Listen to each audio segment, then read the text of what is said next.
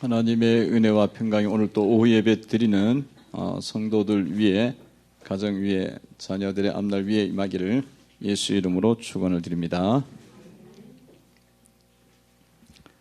오늘 우리 말씀을 읽었고요. 열왕기상 22장에 보니까 오늘 말씀은 이스라엘과 아람 사이에 전쟁이 없이 3년을 지냈다, 그 사실을 알리면서 말씀이 시작되고 있습니다. 1절을 보면은 이렇게 나와 있죠. 1절 한번 읽어봅니다. 시작. 아람과 이스라엘 사이에 전쟁이 없이 3년을 지냈더라. 전쟁이 없이 3년을 지냈다는 건 너무너무 좋은 거죠. 전쟁이 없고 이제 평안한 그런 시대를 3년을 보냈다는 것입니다. 전쟁이 있다면 얼마나 큰 위기예요. 전쟁을 겪어보신 세대가 여기는 거의 없는 것 같아요. 전쟁을 겪어보신 세대 있나요? 손을 들어보시기 바랍니다. 역사적인 인물들. 저기 세 분 있습니다. 이야, 할렐루야. 대단하십니다. 4살이고, 건건사는 몇 살이었어요? 기억도 안 나요? 전쟁을 겪어보시긴 했는데 아직 좀 어릴 때라 잘 뭔지 모르고 지냈던 것 같고요. 아마 신동환 집사님은 조금 더 겪어봤을 것 같아요. 얼마나 힘든지 몰라요. 보통 일이 아니야. 전쟁이 일어나면 정말 인간성이 상실되고 말할 수 없이 고통을 당하죠. 배고픔 당하고.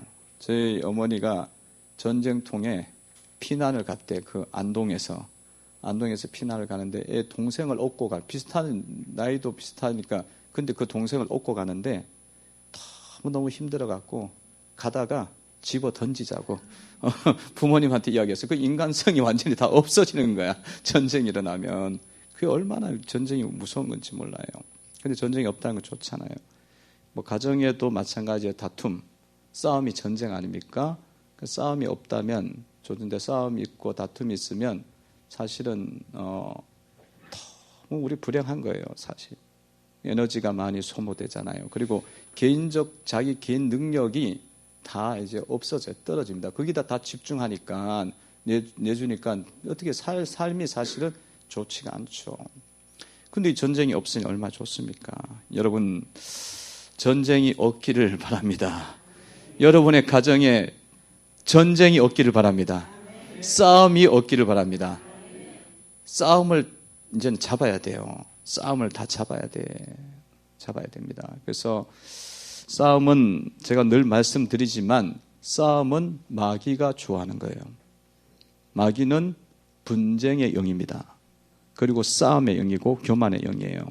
그래서 어디 가나 다 치고받고 싸우게 하는 거는 가정도 그렇고 교회도 그렇고 회사 조직도 그렇고, 싸우게 하는 것은 마귀입니다. 마귀이기 때문에 여러분들이 이 싸움의 영을 그냥 이렇게 두고 지나가면 안 돼요. 그걸 어떻게 잡을 수 있을까? 계속 연구해야 돼요. 전쟁이 없는 그런 가정이 되어지면 저절로 은혜가 와요. 저절로 은혜. 자, 그런데 이런 평안의 시기에 이렇게 전쟁이 없었다고, 이제 아합이 통치하는데도 전쟁이 없어서, 이 나쁜 아합이 통치하는데도 전쟁이 없었으니 이게 도대체 어떻게 된 건가? 이렇게 이 말씀을 주님이 주시는 이유는 도대체 무엇일까요?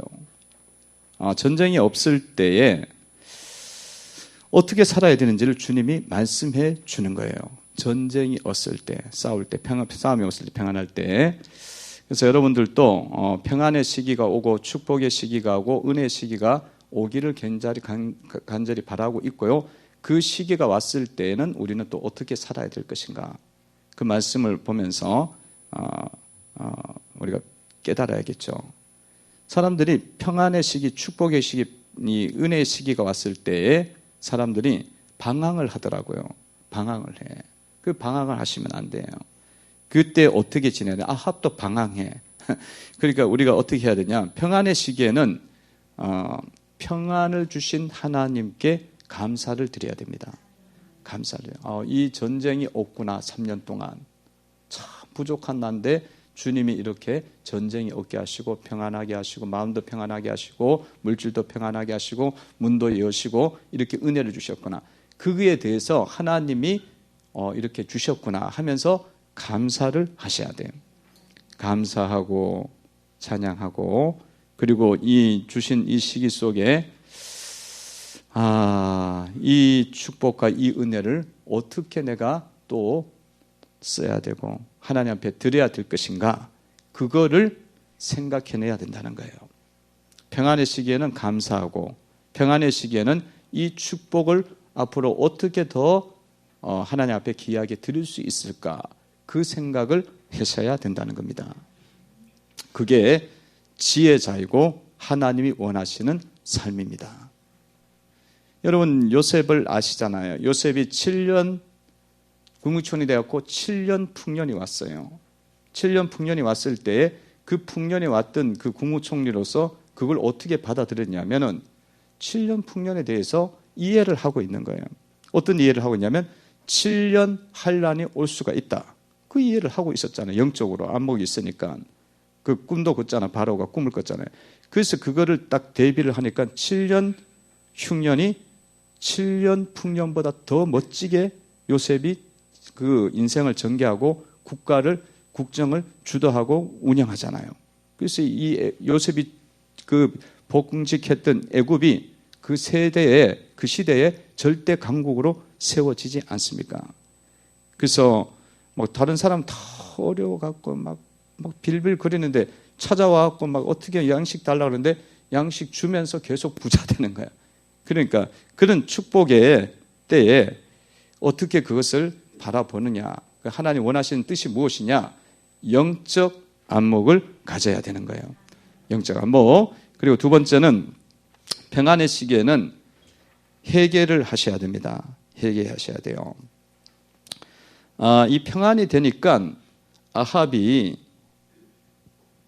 이제 자꾸 이제 욕심이 생기는 거예요. 길랄 라못에 대한 욕심이 생기는 거예요.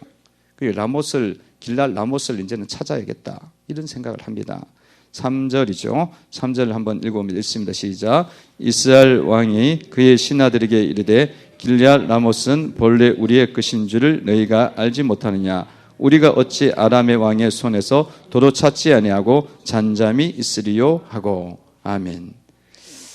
길랄 라못이 자꾸 생각나는 거예요. 평안의 시기에 가만히 있다 보니까 이 길랄 라못이 어떤 곳이냐면 아람과 전쟁을 해서 이스라엘이 이겨요. 하나님의 은혜로 이겼는데 이 아합이 자기 마음대로 조약을 맺어갖고 그냥 아람 왕을 돌려 보내버린 거예요. 안 그러면 자기가 이 땅을 다 차지할 수 있는데, 그러니까 아람 왕이 그때 아벡 조약을 맺으면서 길랄 라못을 주겠다 그랬어요. 근데 안 줘. 3년 동안 안 주는 거야. 안 주고 지나가는 거예요. 그러니까 이제 전쟁을 치르겠다고 지금 나가는 거예요. 이 길랄 라못에 대한 욕심이 이제 생긴 거죠. 그러니까 여러분, 이것에 대해서 이게 본질을 정확하게 아합이 생각을 못한 거예요. 깨닫지를 못한 것입니다. 자신의 잘못을 보지 못하고 전쟁을 치러서 그것을 얻겠다는 거예요. 얻겠다는 거예요. 그런 것이 아니라 그때에 내가 그것을 얻지 못한 것은 자신의 잘못된 선택이었고 하나님 앞에 불순종이었잖아요. 불순종이었습니다. 그 아람 왕을 하나님이 붙여줬기 때문에 딱 잡았어야 되거든요. 그렇게 했어야 되는데 자기가 그냥 인간적으로 생각해갖고 보내주는 바람에 결국은 잃어버린 거예요. 불순종에 대한 해결을 하면서 보내야 된다는 것입니다. 그래서 여러분, 평안의 시기 때는 감사도 해야지만 여전히 우리가 주님 앞에 부족한 것들이 있단 말이에요. 그 부분에 대해서 주님이 가르쳐 주는 대로 회개하면서 살아가야 됩니다. 그래야 여러분들이 실패를 하지 않아요. 실패하지 않고 다시 번복되는 그런 문제에 빠지지가 않습니다. 그래서 깨어있는 삶을 살 수가 있어요. 평안의 시기에는 회개해야 된다. 평안의 시기에는 감사해야 된다. 따라해 보시구나. 감사하라. 감사하라. 회개하라. 회개하라. 회개하라. 원래 내가 회개를 너무 많이 이야기하죠. 회개는 하면 할수록 좋은 거야. 몰라서 회개를 못 한다니까. 우리가 죄가 죄인 줄 모르면 회개가 안 돼요. 눈물을 흘려 그래도 안 돼. 아, 이게 죄구나 알게 되면 회개가 되는 건데, 그거는 영적으로 그만큼 지금 밝아졌다는 거야. 내가 이 문제에 대해서 다른 사람은 심산하게 보냈는데 나는 이 문제에 대해서 가볍게 여기지 않고 주님 앞에 범죄구나 깨닫는 거니까 귀한 거예요. 그 영적으로 지금 내가 도약하고 있다고 보시면 돼요. 성장하고 있다고 보시면 돼. 회개가 되면 감사하셔야 돼. 회개하시고 이 평안의 시기에는 뭘 해야 되냐면 하나님이 보내신 선지자를 붙잡아야 됩니다. 5절입니다. 5절 읽어봅니다. 시작. 여호사밧이 또 이스라엘 왕에게 이르되 청하건대 먼저 여호와의 말씀이 어떠하신지 물어보소서. 아멘. 여호사밧이 거기에 내려왔어요. 이 북이스라엘 왕 아합 왕을 만나러 여호사밧 왕이 유다 왕이 내려왔습니다. 그 라못을 치겠다 하니까 아람을 싸워서 그 라못을 얻겠다 하니까 여호사밧이 뭐라고 이야기하냐면 그냥 가지 말고 하나님 말씀이 어떠한지를 물어보라고 그렇게 이야기하죠. 하나님 말씀을 지금 붙잡으라고 여호사밧을 주님이 어떻게 보면 보낸 거잖아요. 보낸 겁니다. 그래서 여러분들이 평안의 시기에 때는 뭘 해야 되느냐? 뭘 해야 되느냐? 세상의 풍습을 따르지 말고 하나님 말씀을 붙잡으셔야 됩니다. 하나님 말씀을 붙잡으셔야 돼. 하나님 말씀이 지금 와 있잖아요. 여호사밧이 이야기하잖아요. 하나님의 말씀이 어떠한지 물어보셔서. 하나님 말씀에 어떻게 되어 있는지를 보라고. 평안의 시기에 그냥 함부로 살지 말고. 그래서 우리가 이런 것들을 우리가 잘 봐야 된다는 거죠. 여러분, 결국은 아합 왕이 이런 평안의 시기 속에 아무것도 안 돼요. 감사도 안 되죠. 회개도 기회가 왔는데 못하죠. 여호사밧 왕이 하나님께 물어보라고 말씀하는데도 안 들어요. 지 고집대로 합니다. 그래서 아합이 전쟁에 나가고 이제 심판을 받아서 죽게 됩니다. 기회가 왔는데도 그 기회를 놓침으로 심판을 받게 되는 것을 볼 수가 있습니다. 전쟁에 나갔는데 여호사밧 왕도 나가고 아합 왕도 나가고 아람하고 전쟁을 치러요. 그런데 이 아합 왕이 이야기하기를 여호사밧 왕한테 당신이 이스라엘 왕처럼 분장하고 나가라고 그래요. 지는 신하복으로 나가겠다고. 이게 아주 깨가 장깨가 많잖아요. 그때는 아람에서는 전략이 뭐냐면 무조건 이스라엘 왕을 향해서만 잡으라. 신하들 잡지 말고.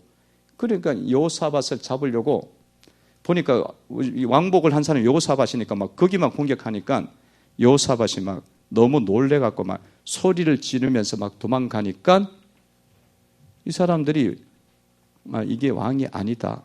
그걸 알게 된 거예요. 근데 그렇게 깨닫기가 힘들어. 누가 깨닫게 하냐면 하나님이 깨닫게 하셔요. 이스라엘 왕이 아니다. 그렇게 하고 이스라엘 왕이 다른 데 있다고 찾게 되면서 화살을 쐈는데 우연히 아합 왕이 화살을 맞고 돼서 죽게 돼요. 예. 하나님 심판이 임하죠. 여러분 평안의 시기에 주님을 붙잡고 나아가시기를 바랍니다.